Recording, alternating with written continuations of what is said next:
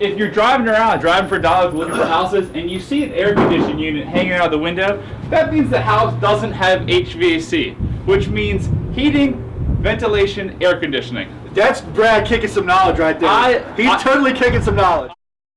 For the last, I don't know, probably 3 or 4 weeks, I've been trying to get up every morning and do some type of exercise. I just recently turned 40, and I'm trying to make some few changes, you know, as most people do as they hit the big 4-0. So I've been doing great, other than the fact that my legs are freaking killing me. Like on either side of like my shin bone, it's like, dude, you know what? Are you wearing high heels? Only on Friday night.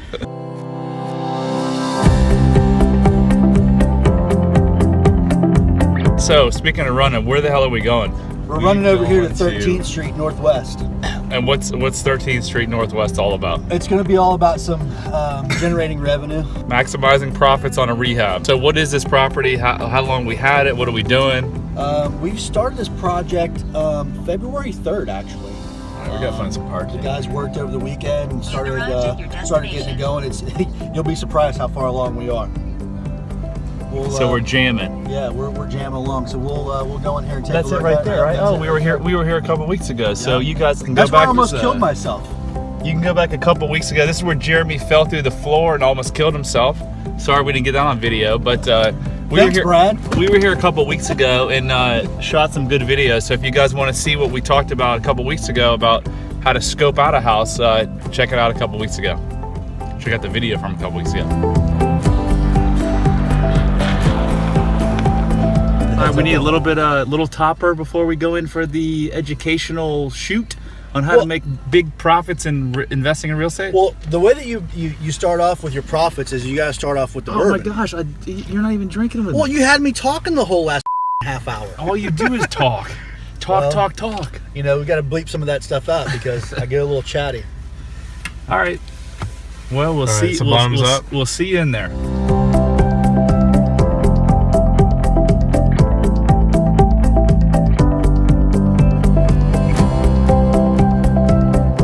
So this property, this is going to be probably the higher end of the scope of work that typically is done on the average rehabber, if you will.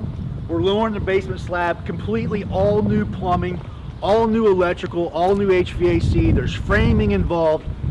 It's a substantial scope of work.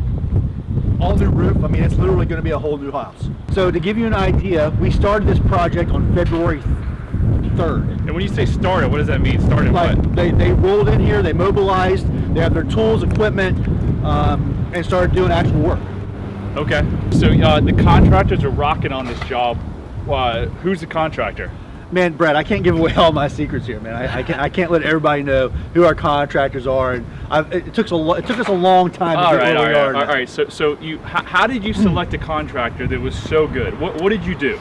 So you have to start off small and work big. You know, you got to build that relationship. It's like anything else. You know, you have to build that relationship with the contractor. You got to be able to trust. You got to be able to understand what their strengths are, what their weaknesses are. So how'd you find this contractor? I actually found this contractor through, you're hearing me say this before, through Craigslist. All right, guys. We put the ad out there.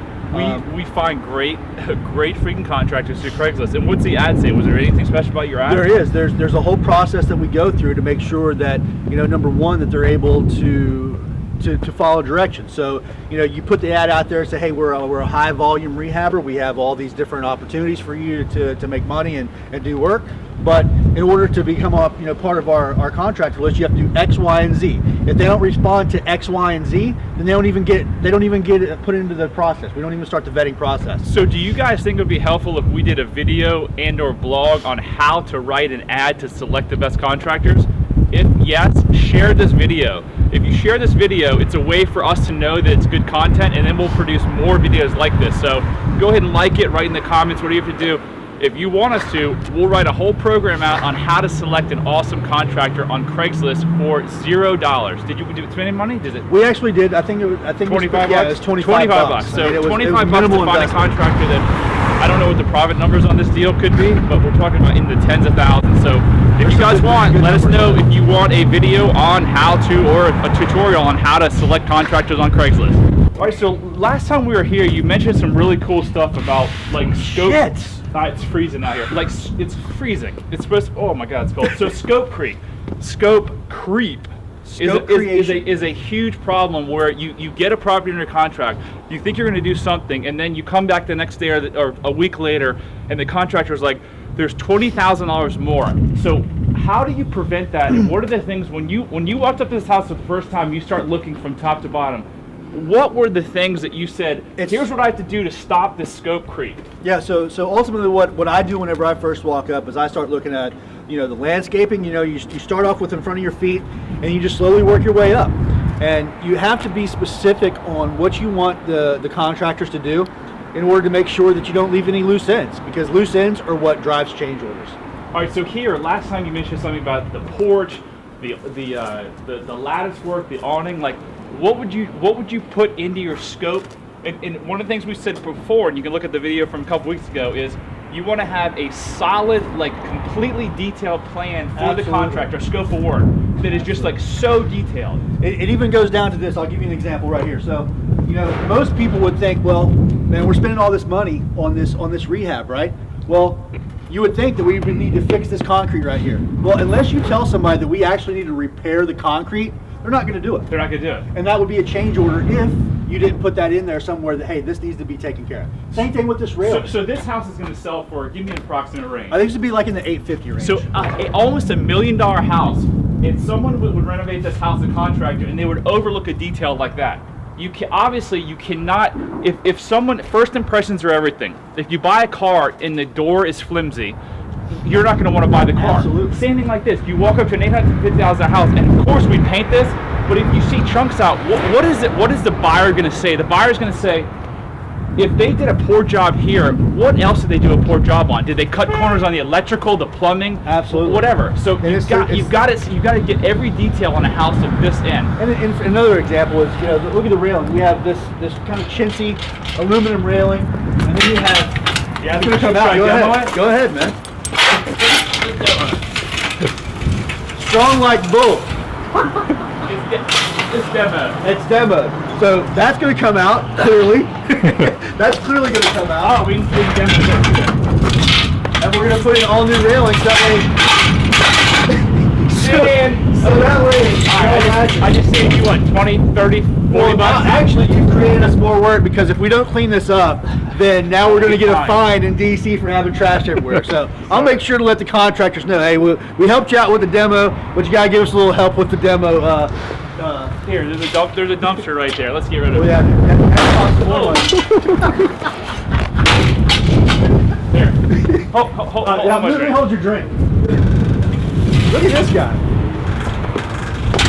Sometimes you have to take matters into your own hands. Well, we'll clean that up later. Yeah, we'll clean it up a little later. All right, so back to what we were talking about. Just up to, you look from the bottom to the top, everything needs to be done, and you put it in the scope. That's the important thing, right? It's written. It's line itemed out. Everybody, it's transparent. Everybody knows what we're going to be doing. Everybody knows. So there's no, hey, you know what?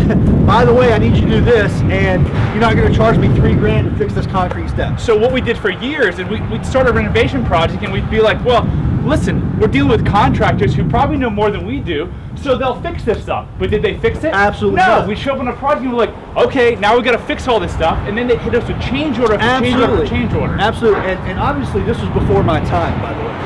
Before my time. You look too damn cold. Arguing. Well, it's really not, because we're a little warm. What you drinking? Bourbon. Special type of bourbon. Dead coffee. Deer coffee? Dead coffee. Dead coffee. Dead coffee. It is dead. Tastes good though. That's Do you live in the neighborhood? Yeah, I live in Johnson County. So we're gonna buy this house and we're gonna renovate top to bottom.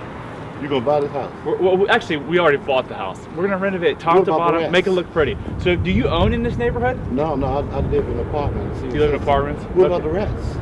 The rats? Rats. The rats? Yeah. What about the rats? What rats? You find out.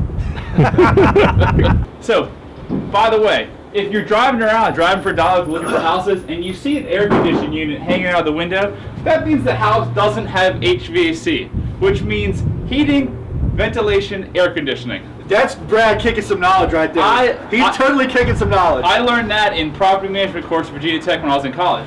Anyway, so when you see this in a neighborhood that houses sell for $850,000, you might want to think that the seller may be a bit distressed and it may be a good target. So pull over, put a door hanger on, get the address, send them 6 mailings over 6-12 months, and you might find yourself a deal. And also with the security bars, you want to cancel that. That just creates, that you don't want to be in the neighborhood where you have to have security bars. So when you say cancel that, like you're saying, Delete it. obviously we're getting rid of these security bars when we try to sell an $850,000 house. Yeah. All right, so what are we doing here today? What are we teaching? So let's What are just we go in teaching? here and we'll just go over some of what we're doing and kind of give you an idea of where we are. So in order to make great relationships with contractors, I got it on camera. You got to be on the same page, right, George? I mean, Exactly. We all have to be on the same page as far as the scope of work. I mean, this is clearly a large project. What's going on here?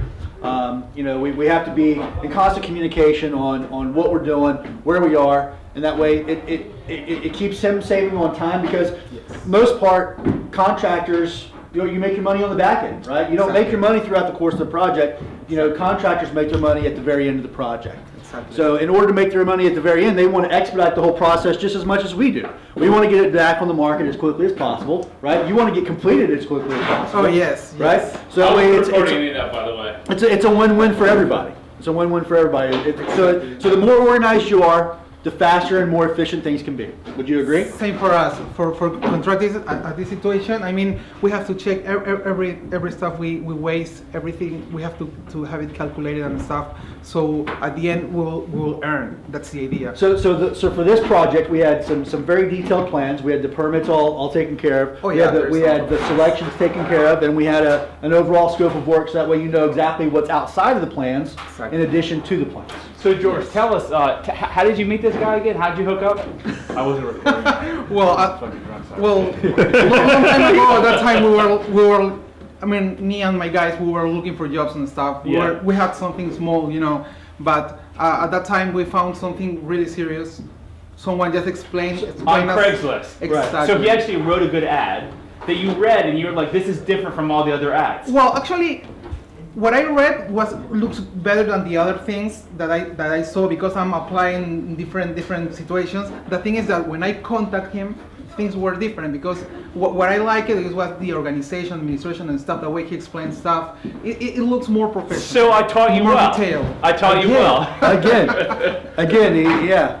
Brad is, I trained you really well. I mean, totally. Brad trained me really well in No, construction. so guys, in all seriousness, here's what you do in business. You hire really great people because your only long-term competitive advantages is your people. So what do? I hire Jeremy because he's highly qualified. He comes up with this great ad.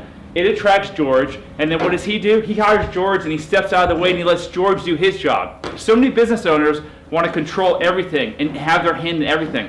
You can't do that. If you want to grow and you want to scale like we have to be able to buy 250 houses a year, you've got to hire great people and then step out of the way. Is that right? I 100% agree. I don't micromanage any part of the process. I make sure we stay on track, but I don't micromanage. I don't tell them, hey, you should have guys here doing X, Y, and Z. These guys know what they're supposed to do. We have this relationship to where I know what they can and they can't do, and we've grown over the years, right? But do you know what makes a relationship successful is expectations are set up front. Absolutely. So what we talked about earlier in the video is what you do is you say to George, you come up with a scope that's super detailed. So George looks at it and says, can I do all of these items for X price?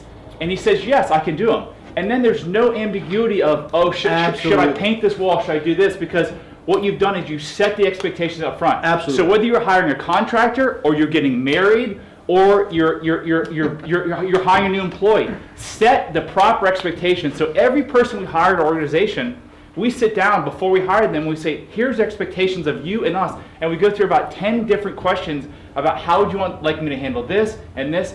And so we are completely on the same page. Absolutely. So that's why this relationship is working, is because you set expectations and then George says, yes, I can do it. And he's good, he's great, he's better than a normal contractor, so he delivers. Is that right? Absolutely.